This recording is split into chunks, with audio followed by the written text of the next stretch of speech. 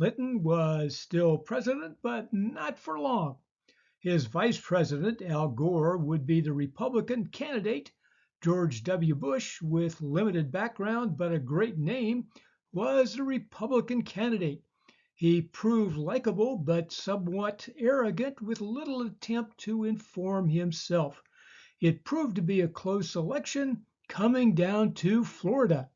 This was problematic since brother Jeb Bush was governor. The presidency was decided by the Supreme Court. The Supreme Court issued a controversial decision, 5-4, that stopped the recount and declared Bush the winner. This raised questions about election law and judicial impartiality. In any case, it gave Bush 271 electoral votes to 266 for Gore, although Gore won the popular vote with 52%. Dick Cheney became Bush's powerful vice president, and Gore got back to preaching the threats of climate change. The first major event of the Bush presidency was the September 11, 2001 attack on the World Trade Center and Pentagon by Al-Qaeda terrorist suicide attackers hijacking airliners. Both towers of the World Trade Center collapsed, and the total number of people killed were almost 3,000. Thousands more were injured. The attack was planned by a wealthy Saudi, Osama bin Laden, who had fled to Afghanistan. The Bush administration launched a war on terror, beginning with an invasion of Afghanistan to depose the Taliban because they would not expel Al-Qaeda.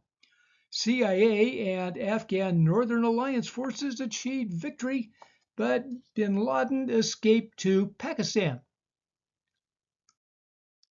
Why have budget surpluses when voters love tax cuts?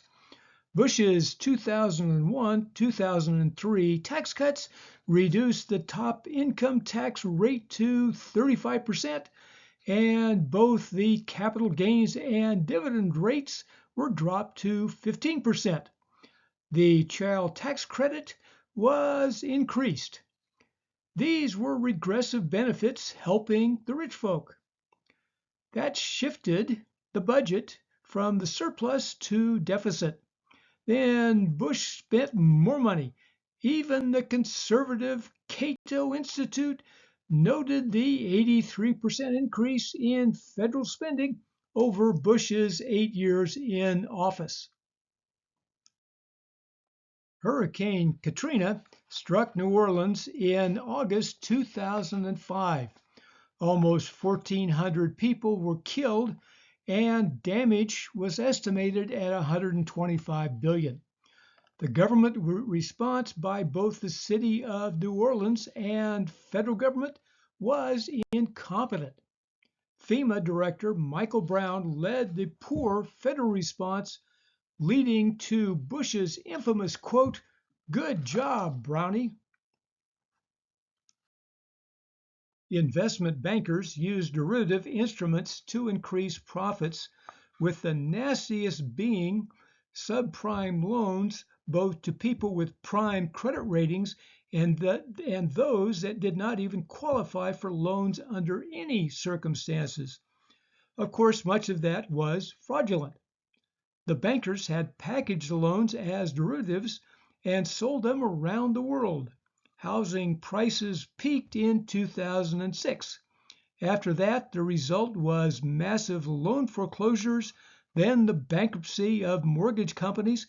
Then it hit investment banks, beginning with the collapse of Bear Stearns. Then the bailout of banks using trillions of dollars of federal funds. The crisis caused the Great Recession of 2008 as unemployment peaked at 10%. As expected, Bush was clueless. Well, a new century. Did that change anything about food or agriculture? Well, not so much. Consider the usual convenience foods like burrito bowl, tacos, and more fast food choices.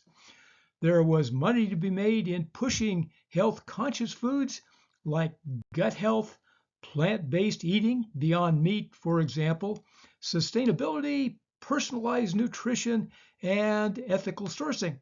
Add global considerations like sushi and kimchi.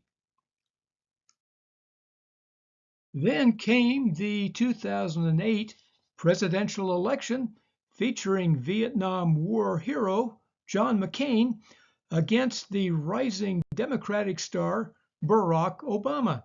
How did a minority named Barack rise so fast? Next time on Food History and Mystery.